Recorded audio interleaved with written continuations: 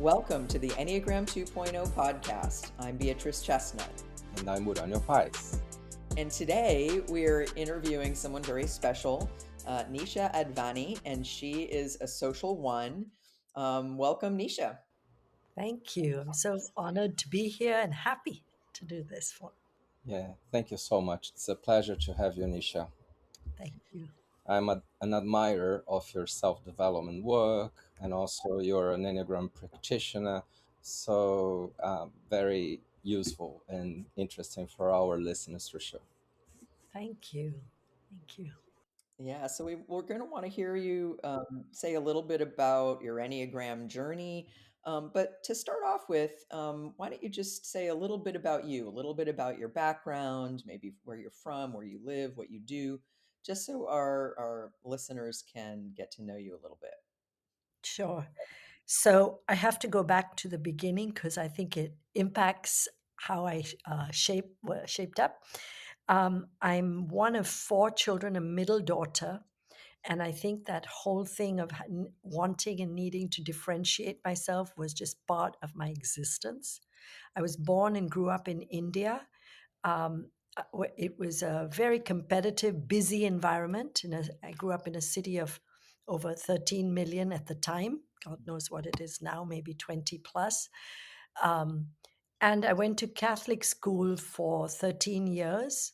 And my mother had gone to Catholic school as well. And I bring that up because there was very much, I think my father was a sexual one. My grandmother, who was like a second mother to me and I grew up with her, I'm pretty sure was a social one.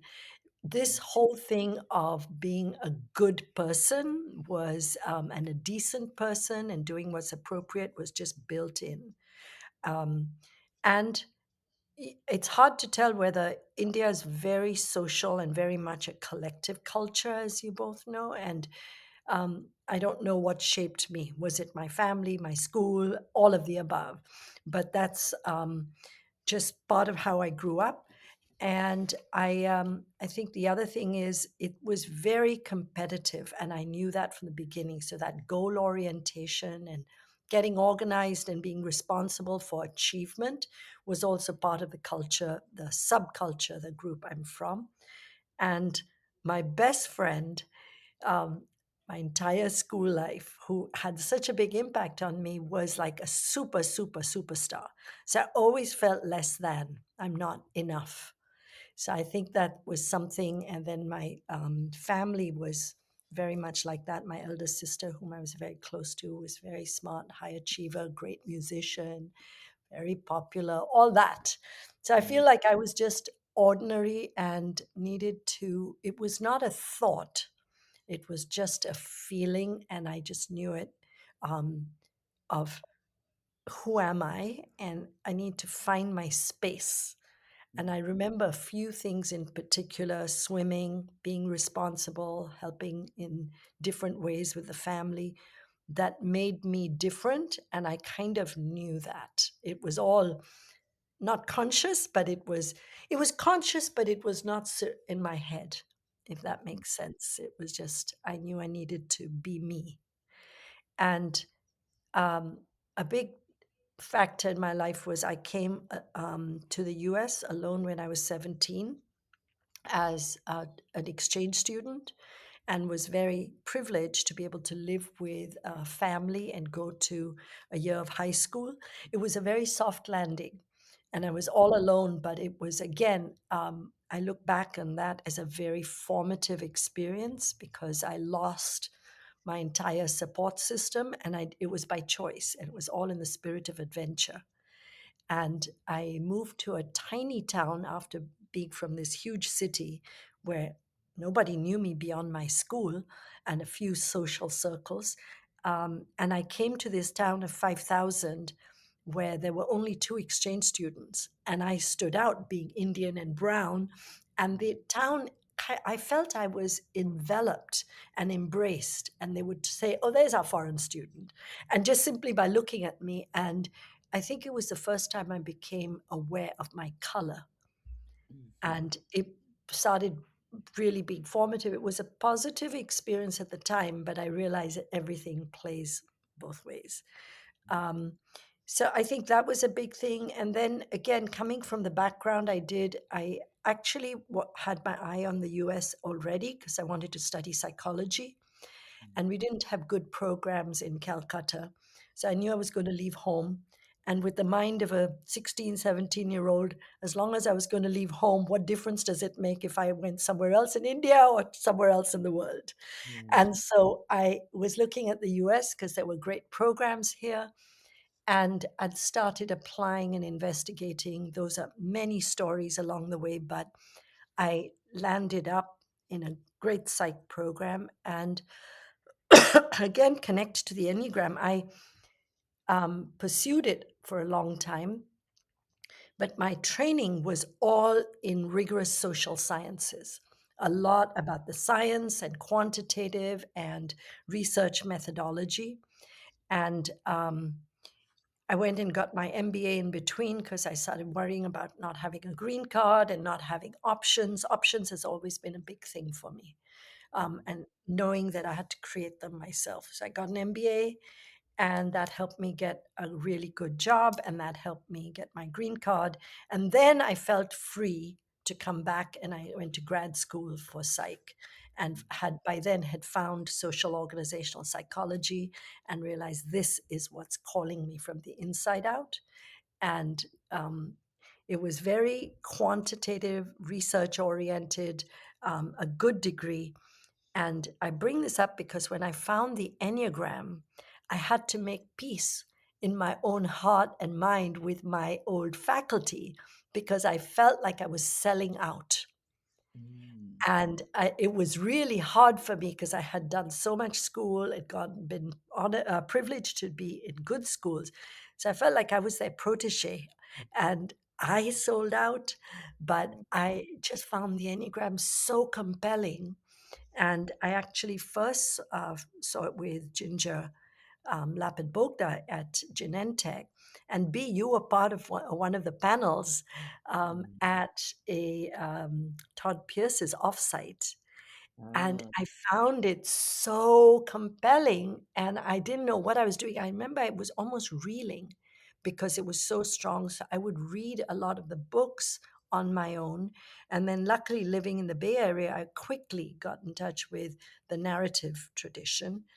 And I feel like David Daniels was my father of the Enneagram because I did all his programs before he retired. And I know both of you went through that school. And I just feel it's such a honor to have been introduced with him. And he helped us with our small group locally to try and build on it. So anyway, I feel that those are my roots. And that was one of the things you were asking. And I got certified with them as a coach, and so still feel a sense of connection with them as well. And more and more, when I found the subtypes, I felt like the types were not helping me get to enough different differentiation between the people I knew. And I didn't use it actively in my coaching, but from the time I found it, I found myself drawn more and more and more. So it was just about making peace with myself. And eventually I left about 10 Genentech about 10 years ago. And I have to say, one of the big draws for me was I want to be free to do things my own way. And that means using the Enneagram as well, because in corporate coaching, it was more structured. And so I was able to dedicate a lot more time and energy. And it's just grown since then.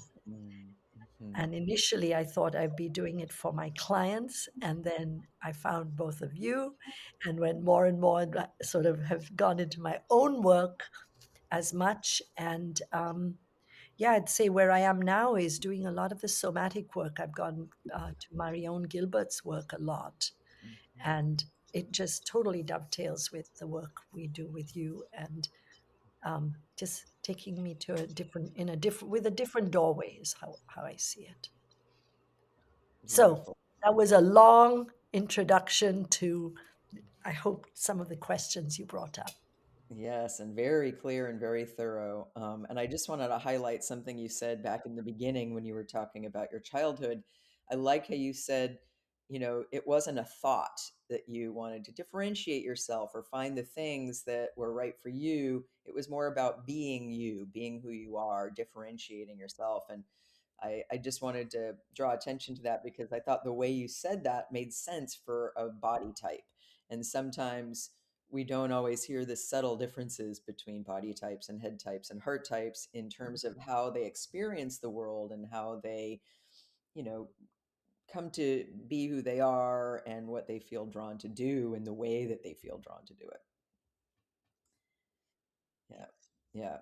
So what was the process like when in discovering that you were type 1? Like how did that go? What was that like for you when you after you found the Enneagram? It sounds like through school, through a work setting, through becoming a corporate coach. What was it like to find your own type, and how hard or easy was it for you to see yourself as a 1? So I went all around the place because, of course, I didn't want to be wrong. I said, how could I um, go out to clients if I didn't even know my own type? So that was the question. I said, I need to be able to land. And I remember David saying that you don't need to rush anything, you'll just know at some point. But I thought I was a 6. I was sure I was a 2 for a long time, but not fully. So those were the main ones. And it was really the subtypes that helped me a lot, really helped me to see. And then the sequence has helped a lot. And the other thing that helped me was really getting comfortable. I've done a lot of yoga for decades and realizing slowly through that pathway, and then doing work with both of you about just the centers of intelligence and getting comfortable with um, the body type and the instinct.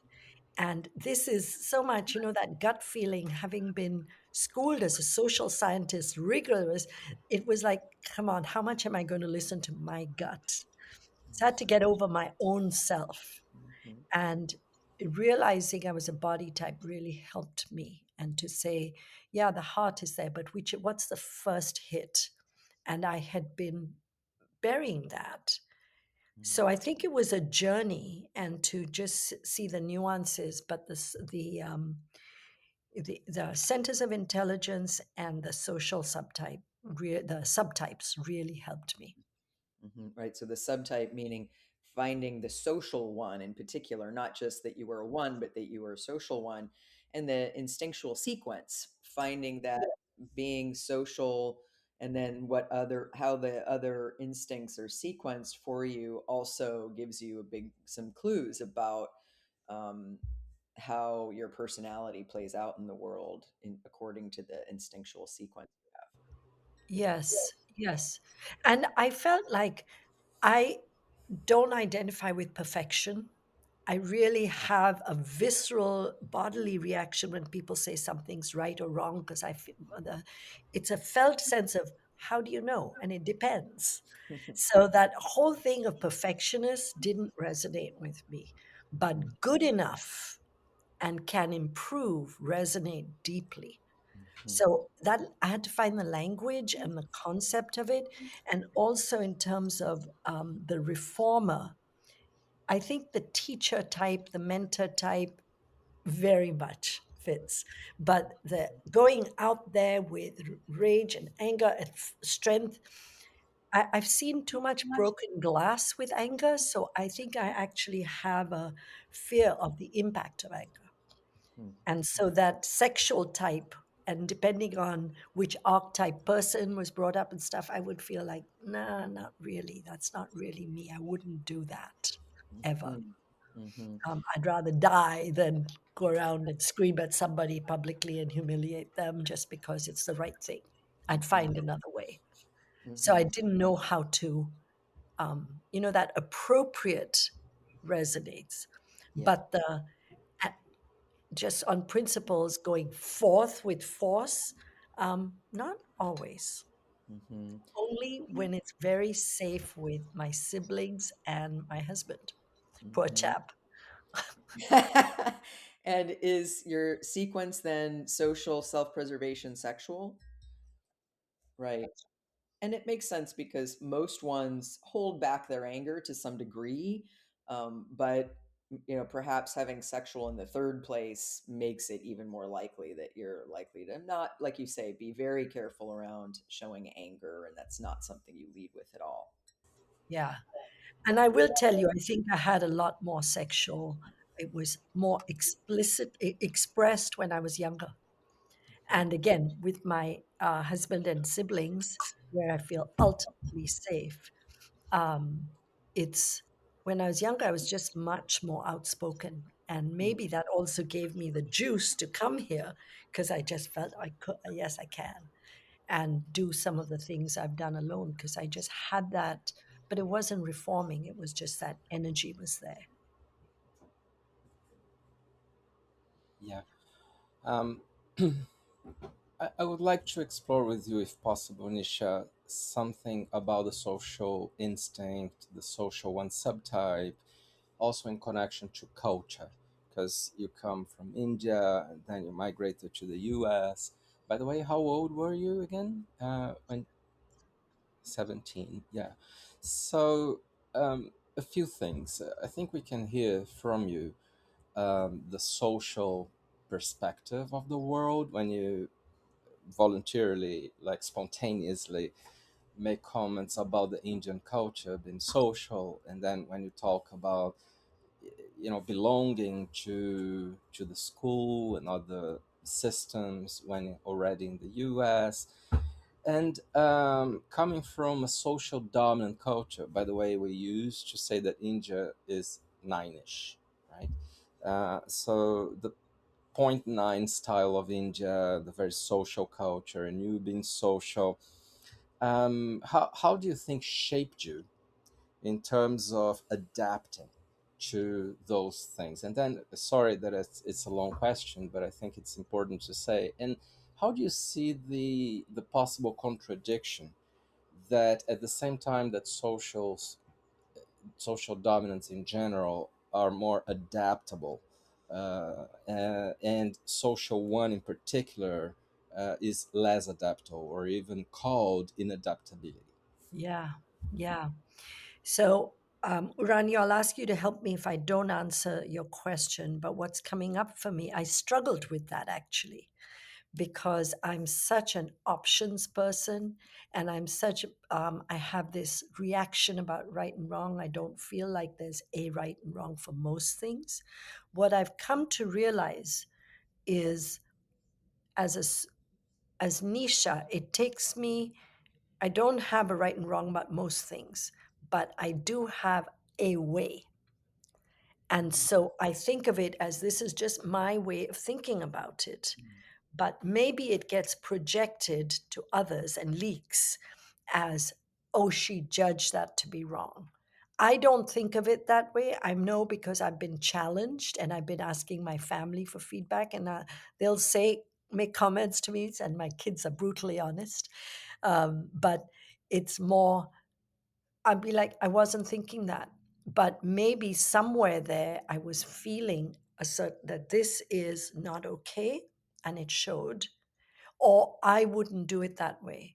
And that's the inadaptability, maybe that they said that I project out. Actually, I feel like I can adjust to it. It's just I wouldn't do it that way. Because, and particularly, I think for me, that what comes up is situations that involve people, and maybe that's the social, that the way people say things or their tone, I just feel like, that was harsh. And so it may leak in my face, but I won't feel like they were wrong because maybe they were more honest, actually. And so I'll be holding it. And so that inadaptability I struggled with, but I think that when it comes to um, integrity or fairness, I feel it. Even now, I can feel my eyes getting tight. And because my mind is going to the political situation right now, I am absolutely clear about what is not right. And I get very upset when I start being around people who are, to me, talking. They have their opinion. I keep trying to say it's just a different opinion, but it distresses me immensely. And I've wondered whether that is the inadaptable. It's very hard for me to see that different opinion when it's about what's right and wrong and justice, and somebody else is getting hurt. And you choose to take a road about financial without looking at how it's harming. So it's often around the issues around hurting someone else. And I'm just thinking, we traveled in Germany this summer and we're really on a quest to understand how did Nazism grow, and looking at the current situation in the US. And I'm not going into it, but there have been just moments that have distressed me more than I would have expected. And I'll use the word distress. And so I've asked myself, why can't I just accept? Because mentally, I try to tell myself, see the other point of view. But there are some things that I just really feel like, is this the inadaptability showing up? And so that's what I would say about there are a few things, but they're really deep. And I don't know how the social, other than the context in which I see most of these things, tend to be the social. I volunteer in a domestic violence group, which is for South Asians, which is more than India, Bangladesh, Nepal, Tibet, Sri Lanka. And I don't know why I do it other than it's calling me. I do know why it's calling me, but I feel very strongly about people who are harmed there. And it's very hard for me. Those are the few situations. To me, it's black and white sometimes. This is wrong.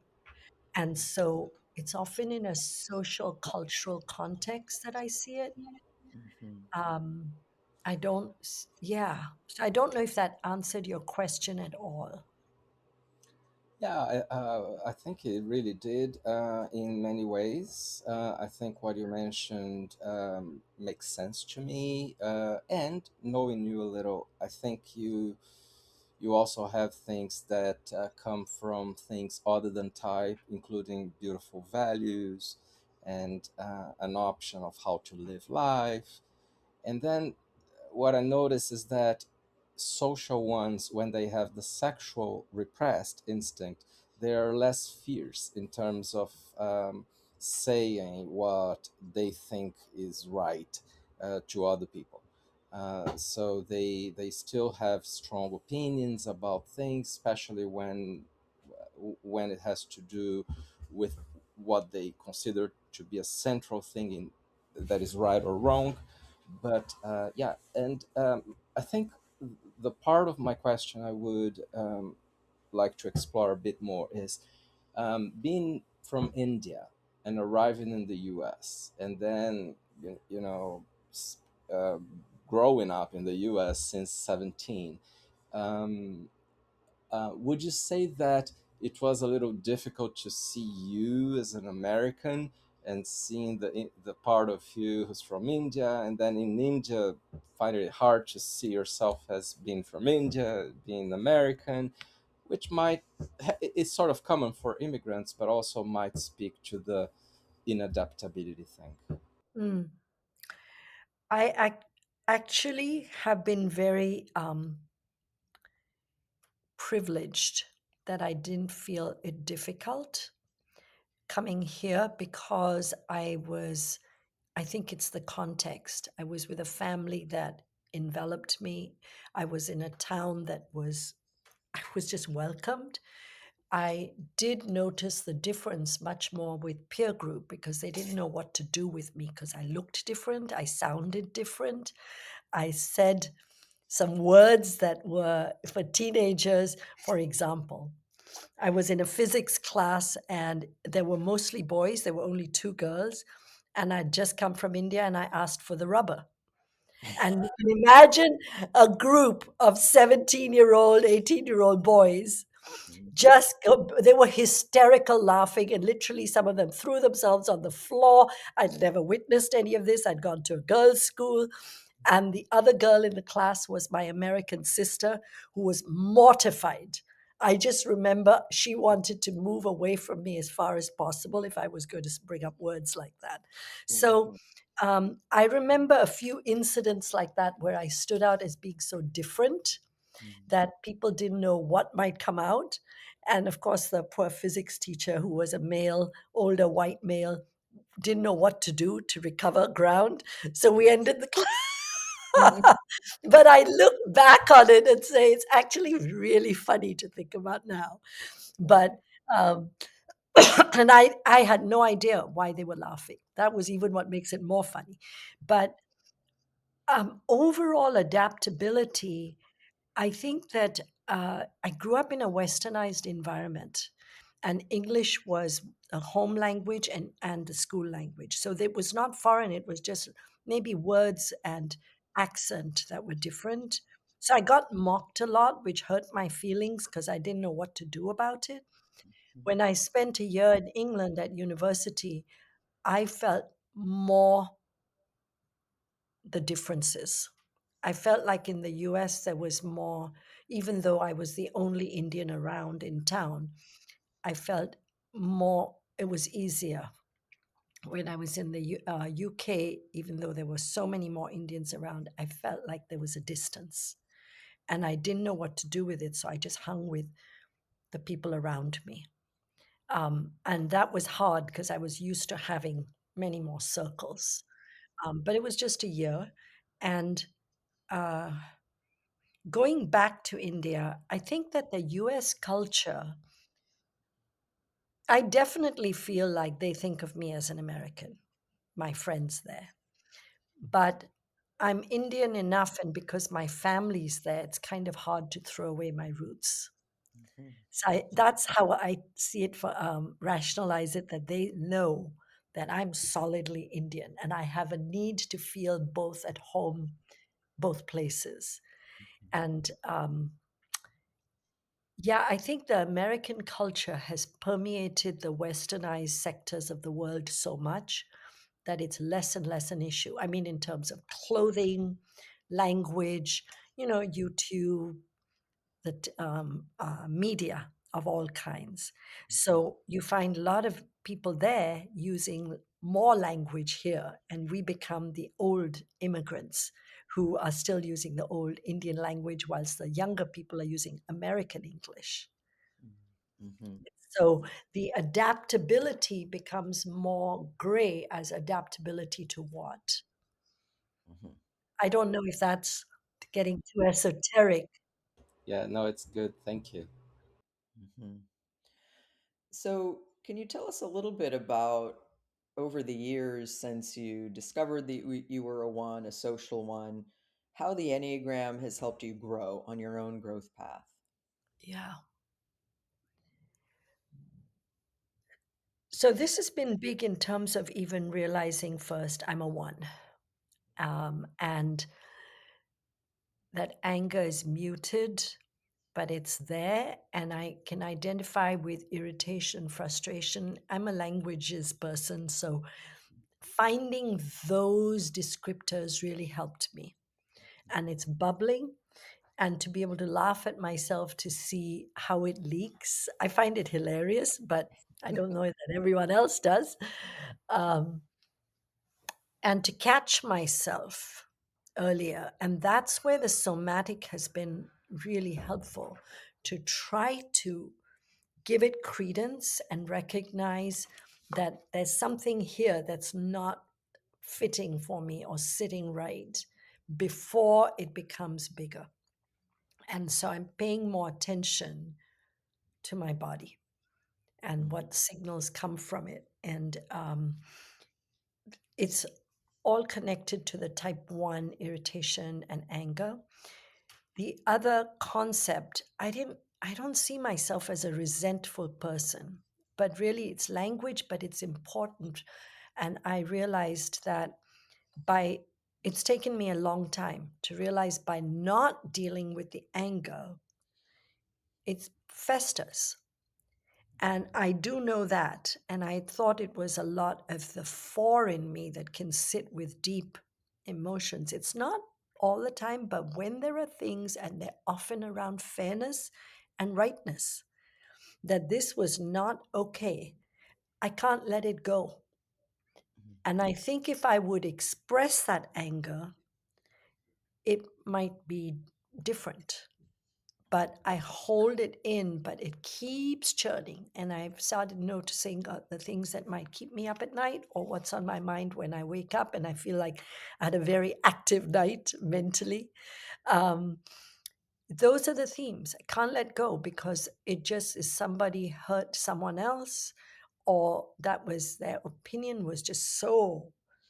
We had a conversation at dinner just recently about domestic violence, and the discussion was about educated people are different. And I was outraged because the research shows us that domestic violence knows no boundaries about class, education, and so on. And our friends, luckily, we had a good conversation, but our friend was making a case for it doesn't happen with people like us. And I said, no, no, that's not the case. Mm, And so it allowed for a good discussion, but it also was what was churning in me was there's so much work to do. mm, Just got to stay with the work because we've got to get out more outreach in whatever way. So, understanding for myself that when I don't let go of things, it turns to resentment because I start thinking about the situation in different ways. And the next go around with that group of people or the individual, I'm carrying that baggage. So the resentment is because I haven't let go. mm. It does make sense. And it sounds like what you're saying is you've been able to see all this more clearly, right? Because a lot of times, ones, when they first find out they're ones, and that to a large degree, the type one is a lot about anger and holding anger back, but the way it leaks out in sort of like a tone of voice or sarcasm or, some sort of irritation that other people can see that you may not always own. It sounds like you've gotten more and more aware of that, even though it's not always a good feeling to be aware of that. And you've seen how it can get expressed, even though there's a lot of you that's trying to hold it back because it doesn't seem appropriate, or you like you said earlier, sometimes you can see people expressing anger as being harsh or hurting others. So it sounds like there is that whole thing around your anger that you've been able to observe with more clarity, understanding the patterns of type 1. Yeah, yeah. And it feels like I'm getting there and more readily now. And I would say through the understanding with you guys of how anger as an emotion can block others. So I really try to, um, and my mindfulness practice, which started over COVID, has helped so much on this path. Huge, huge. Um, to quickly shift gears to see what's positive and in groups or whatever. And I'm able to do it better. So I stay in the more sense of, to me, it's more abundance and richness, and able to take walks outside and just be in awe of nature. And I haven't moved houses, but I just see it differently and actually experience it in my body. Sunrise, sunset. It sounds silly, but it's just there. Just never availed of it before because I was too much in my head and trying to solve the problem of something that wasn't right in my view, which I hadn't always allowed to come to my head. So it was churning and churning and churning. And I was trying to figure out what is it and solve it and all inside. Whilst now, if I can go out and see how much is wonderful without it being Pollyanna ish, uh, it's life is different. And I have you and the Enneagram to thank for that because I just feel joy is right there. But I was problem solving before. Hmm. Mhm. Yeah, when it comes to social one, I think that the word appropriate is a good one, and we already use this one. And we sometimes say actually the growth edge for a social one is to be less appropriate, being meaning less of a model for others. And with time we've witnessed you allowing more of your humor, spontaneity. So what would you comment on this, and what could you share about your own examples? So, Urânio, I remember the first time you said this to me at a retreat, and you came and did this to my hair or something, and you said, "Go be more inappropriate, go do something." And I thought, I don't even know how to begin to think about that. I know I'm not appropriate all the time. I know I have outbursts and do stuff, but it actually was stressful to think about. And I laughed about it with my Enneagram group to say, this is the job I have to do. It is, I'm just blanking on the word you used, not destructive, but you used some word. Decadence, maybe. Decadence. That's it. Go be decadent. I thought, what do I do with that? That is the word you used. And I came back and told my husband that. And he did not know what to make of me and all this Enneagram work I do. It's so hilarious. But I think it's allowed me to be more free and not feel as bad. I wouldn't say guilty is what I had, but I have a very strong feel bad bones, and I feel it in my back that that wasn't a good thing to do. So I'm trying to just be let that go, and if someone doesn't like something, tough. Mhm. And I'm using F words more, and not just saying F words, but saying them. And my kids can't believe it. They're like, "Oh, you don't do that." I said, "I do now." Yeah, yeah, that is very almost sacred for a one, a social.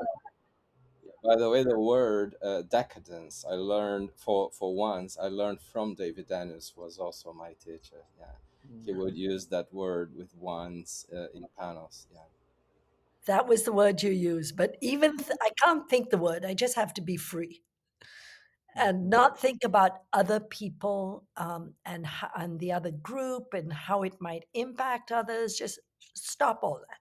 Just stop. Just be more spontaneous. Just be more free. Yeah, yeah.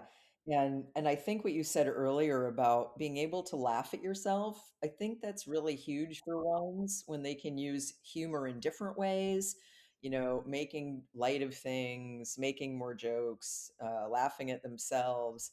I think that's a beautiful part of the path of becoming more free and spontaneous and not worrying as much about getting everything right or being so appropriate. Yeah. Yeah.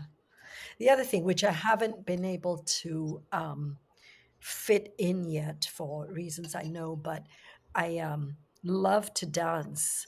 And I've been wanting to just go out and do more flamingo dancing or tap dance, something, just get a regular something. But instead, what I do have is a little granddaughter, and I'm loving seeing her develop. And we dance a lot and we sing, and there's no auditing of my horrible voice. It's just we do a lot of that together, and it's so much fun. So, really having fun in simple ways that are just accessible, but allowing it. And so, if there are adults in the room, I just put blinders on and I'm with Sophie and we have a Mm. grand time. So yeah, that's been wonderful, and seeing her, I feel like I'm reliving in a different way. She's only 15 months, but luckily local. But seeing her behavior and trying to just guess what's emerging. I think she's a body type already. Mm. And, I don't, obviously, I'm not going to say anything to anyone. And yeah, I see that. little angered. She's very independent. So we'll see. But I just think it's so interesting to see child development. And B, you talk so much about object, relations and attachment theory. And when I had my kids, I was too busy doing so many other things. Now I have a chance to see her. And in seeing her, I'm noticing other children, which I just didn't have time. I didn't have the mind space. Mhm. And so it's just interesting to be close again to this age and see all the learning we've done. Okay, what's showing up here? Mhm.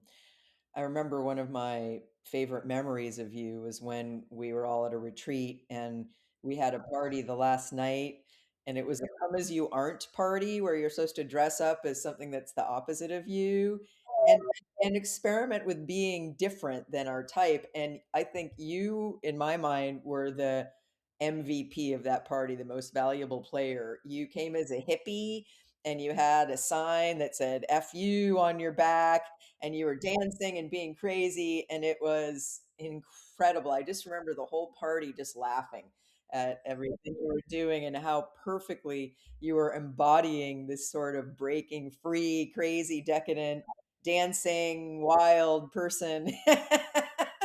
uh, Breaking out of your type one shell in a really beautiful way.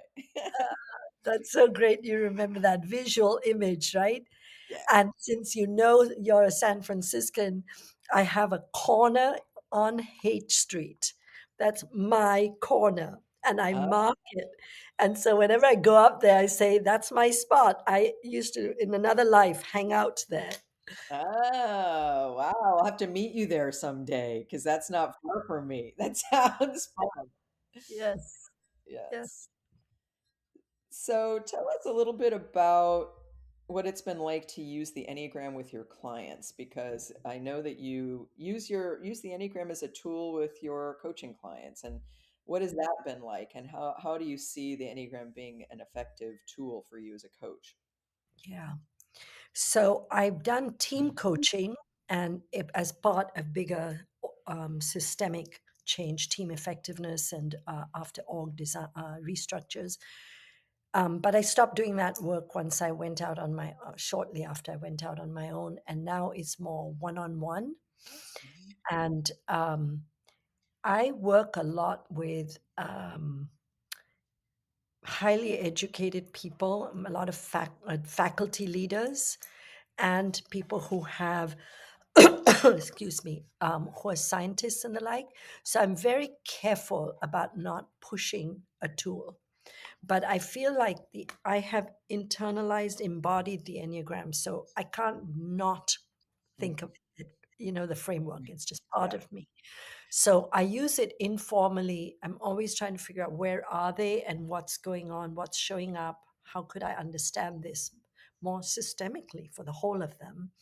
And how might I use the Enneagram, my own knowledge, to say if they're one of these two types, what might be happening, what's the pattern, and how might I guide them for growth and the next step, that whole thing you emphasize of the one next step as opposed to 10 suggestions. And I would have been the type who before thought more is better and given them several suggestions. I think working with the Enneagram and also just general experience with coaching is I realize for busy people that's too much. So I really try and come down to what's the one maximum two things to focus on. And I think your rigor in CP of the main item to get to that helps me as part of a bigger way of thinking about them and their situation. Mhm. So that's the main way I use it. And over the years, I'm much more comfortable offering the tool to them. And I do it as an offer and I do put it in my contract. Mhm. And some people are interested, some, it's very curious to me as to which people say no. I'd rather, Mm. I don't need it. I've done blah, blah. So I Mhm. don't push it, but I Mhm. carry that frame. And if we, sometimes they say maybe later, I have it in my contract now. Mm. They say maybe later. And part of it is I've noticed when they build a trust, then sometimes they come back and say that thing you had offered, is Ah, now a good time. And so interesting. I'll always make time for it. And then because I know the power of it, I have done coaching sessions beyond our contract in order to help them understand it and help them to a couple of developments. Suggestions and given them enough to hold on to, if that makes sense. Even if I'm with a client right now who's like that, he had done it two contracts ago, but then we didn't touch it because he was just not ready. But I've been carrying it, Mm, and he's I think, a good social aid. But mhm, he's come back, and so we're doing a few more sessions just so he sees value in it and mhm, is able to run with it a bit further. And I've given him some resources, including your book and some chapters. And so we'll see where he goes. But I feel like I want to equip people who are ready, give them a mhm, little guidance, help them mhm, interpret, give them a little guidance, and then equip them mhm, with mhm, resources for mhm, the go forward after our contract. The other is I'm thinking right now of oh yeah, sorry. And in working with the individual clients, it might be me, but I think it's their situations when they start talking about groups they work with. I will sometimes introduce the Enneagram to ask them if they've already been interested to say, can we use this as a tool to see where might the other person be coming from? mhm, And mhm, how might it help you to think of their perspective, but they would have had to have gone into the Enneagram enough and be interested enough to read about the other.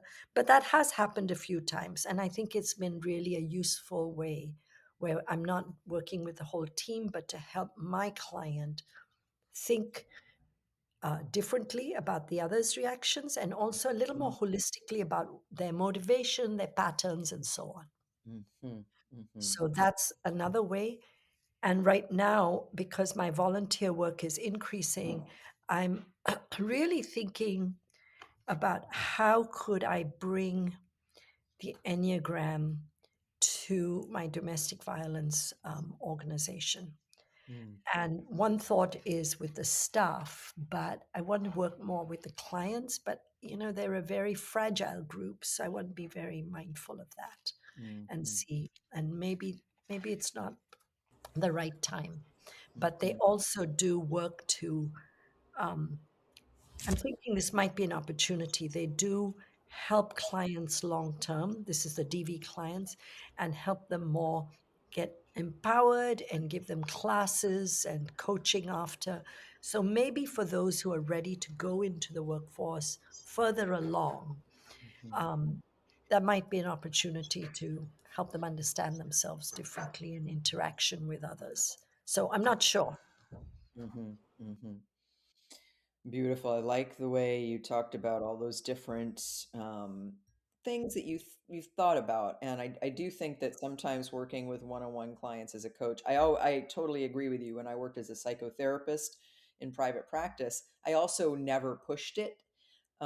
And some people were open to it and some people weren't. And I think sometimes people get the feeling that it makes you feel very vulnerable in the beginning because it exposes so much of our patterns.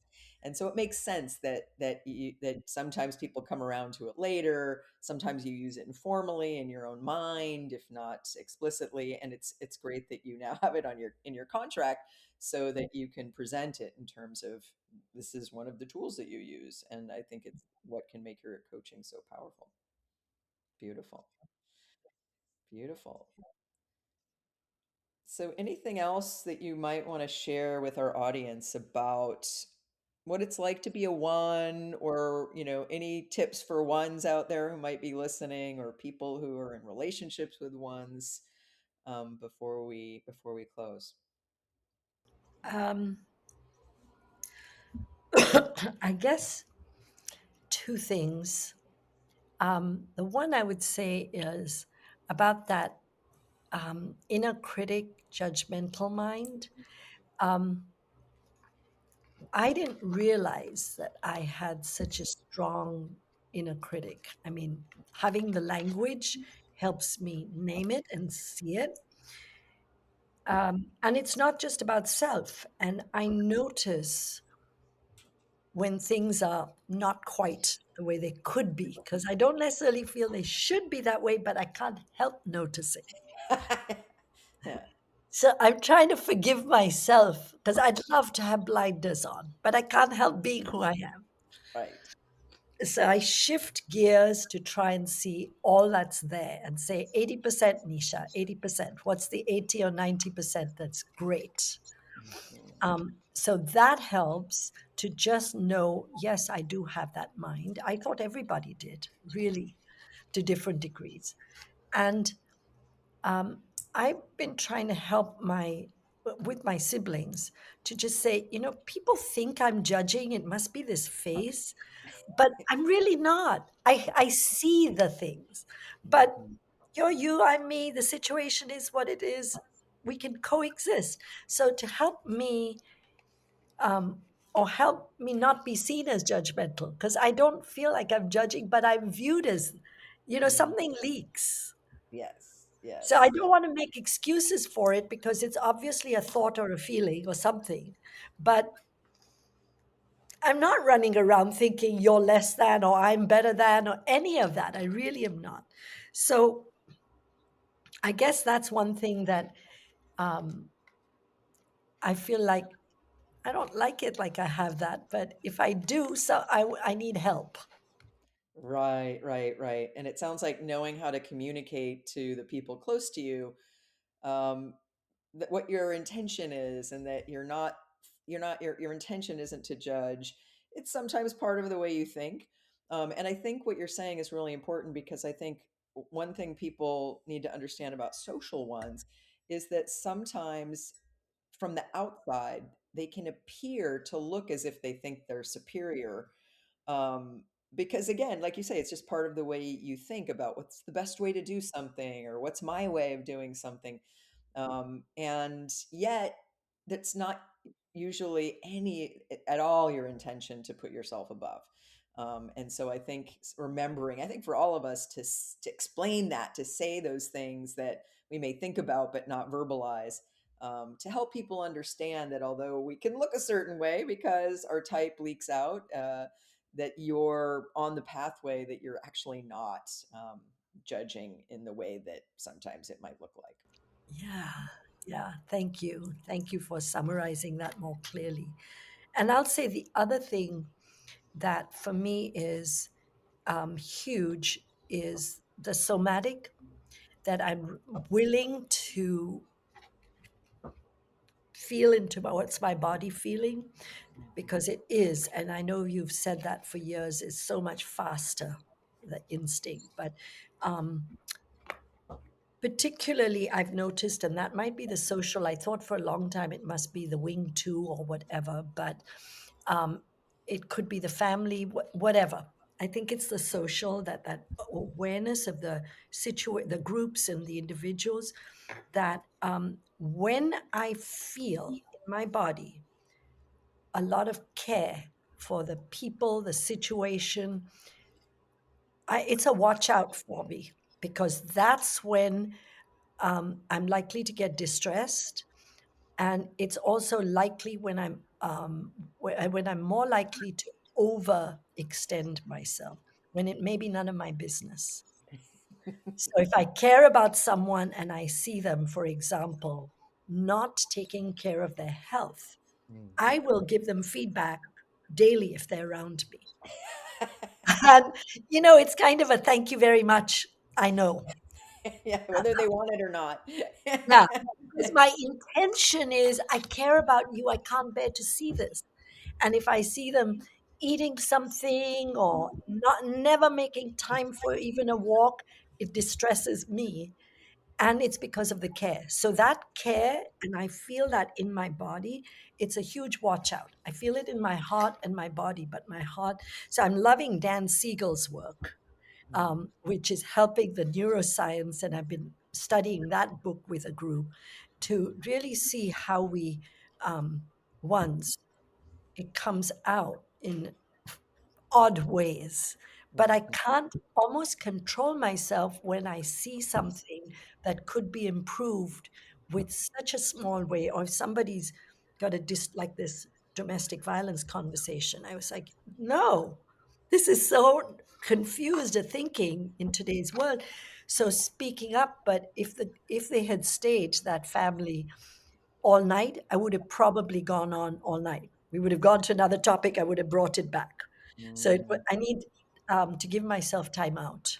mm, mhm. When Right. I care too much about a set of issues or a person or what's happening, it's just a watch out. And I feel it in my body more than anything because I sometimes feel so strongly about it that I can't even find the words always. It's just so Mm, strong a feeling. right. So I'll just say that about the one, that I think that's a learning and that's part of acknowledging I am a body type, and how Yes. do I give this the respect it deserves? I Yeah. don't know yet how to do it well enough. Yeah. That's a great way to put it, but it sounds like you're well on the way. So we want to thank you so much, Nisha. It's been wonderful talking with you, and thank you so much for sharing your work and your journey with us, and helping us understand more about the social one. And so thank you. Thank you. Thank you for including me in your work. It's such an honor, and I love seeing both of you. Mm. Thank you so much, Nisha. You're welcome. Bye bye. Hope to see you soon. Okay, so that does it for this episode of the Enneagram 2.0 podcast. We hope you'll join us again next time where we talk about all things Enneagram.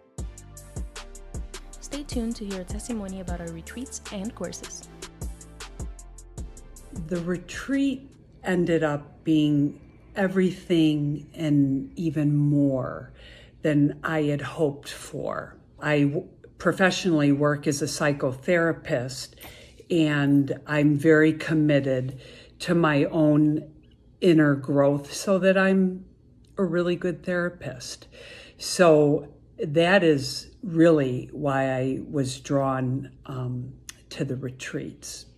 And I loved connection to the psychological work that I've always done throughout my life. Not only have I been the beneficiary of being Urânio's tremendous expertise, but they've opened up a whole new community for me. I was able to let my defenses down and be open to really looking at my blind spots and my shadows and honestly address them. And that means so much to me because as a social 8, I needed to look at those shadows and to not only look at those with being Urânio, but to accept them and then leave that retreat with a path of how I go forward. That had a lot of impact on me.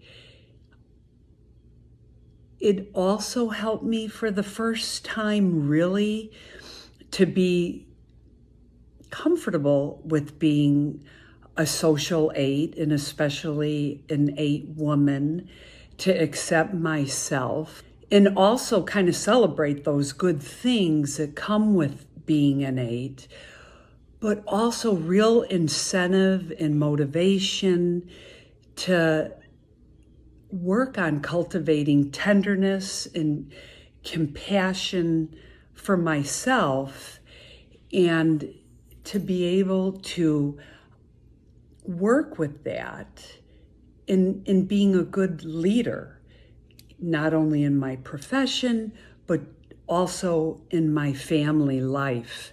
So I feel like this was a huge gift to me and such a privilege to to absorb this, to feel this, and to learn this. Retreat was very transformational and meaningful for me, and I am just so grateful that I had the privilege of doing it.